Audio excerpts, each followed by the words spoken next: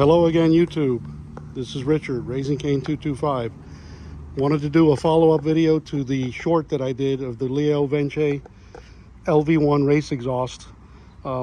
This one is just a few tips on the installation that might be helpful to someone who's never done one of these exhausts before. In other videos I saw, everyone mentioned that you have to remove the nut that holds the lower radiator bracket in place, and that nut is back in there.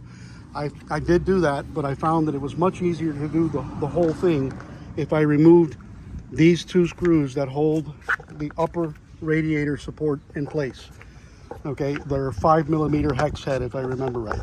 And basically that allowed this to come forward. There was plenty of support with the hoses and cables where it wasn't going to hit the fender or anything like that. I also found it much easier if I removed both of these side pieces on both the left and right sides. That then gave me more access to get my little flexible wrench, and I'll put it's a 10mm, 10 on one side, 11 on the other, but it's a 10mm nut. Some people have used this, and other videos I've seen they use a long like a ratchet extension with a wobble head. I found that worked fine. This is this is enlarged from the manual that came with the kit itself. And some tips on putting this on. This did go on with no modifications at all. It was a direct fit. They supplied all the hardware with one exception. This bracket right here, okay, that's this one in this photo, okay, right there. Okay, the upper bolt they supplied, but the nut on the other side you have to take off of your existing exhaust when you take that out. It's a captive flange nut on the original exhaust, and it's just in place with like a bent trim piece that holds it there. It's easy enough to get off and reuse.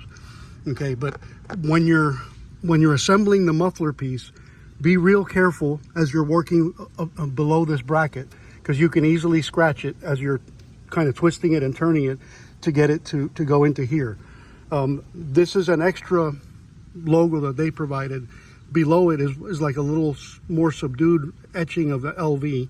I did scratch mine a little bit, and that's why I put this on. And actually, I don't find that unattractive.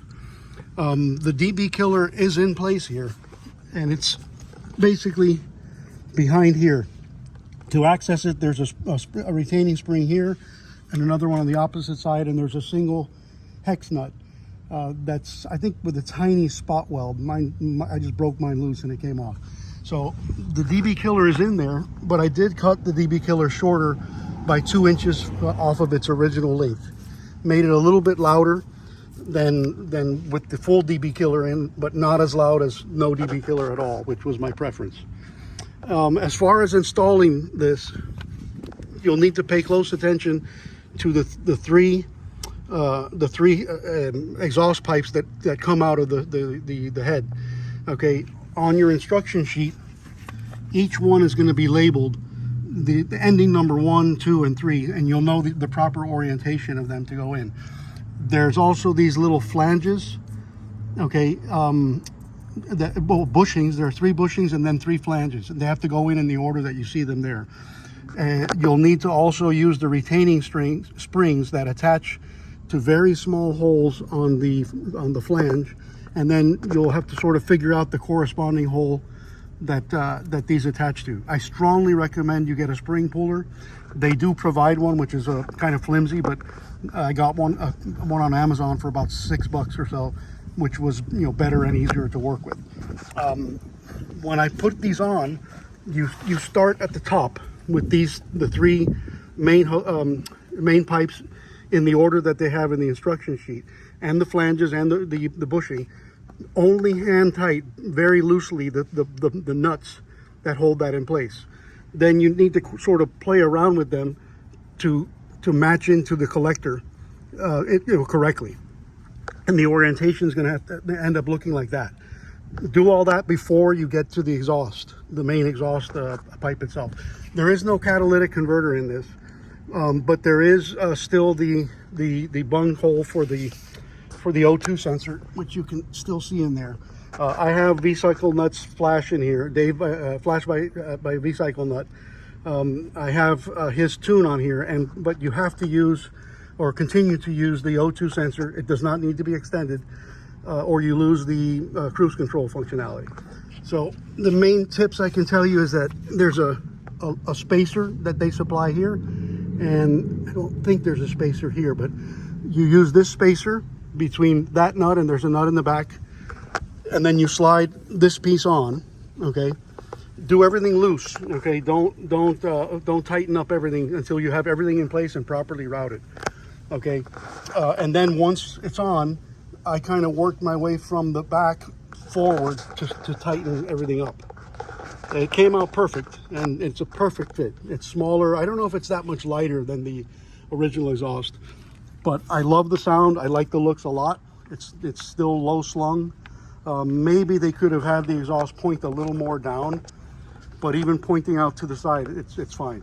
I'll again just run this real quick. This is an iPhone 13 Pro Max, so the volume is not that great, not the volume, the audio quality. I still intend to do another clip with me riding with a much better audio recording device that I have. And guys, I apologize. I'm not a YouTuber. I don't do editing. I don't know how to edit. This is all in one take, so bear with me. I'm just an amateur trying to help someone else that might be interested in installing this type of exhaust. Let me give you just one last little sound clip again. And this is a cold start.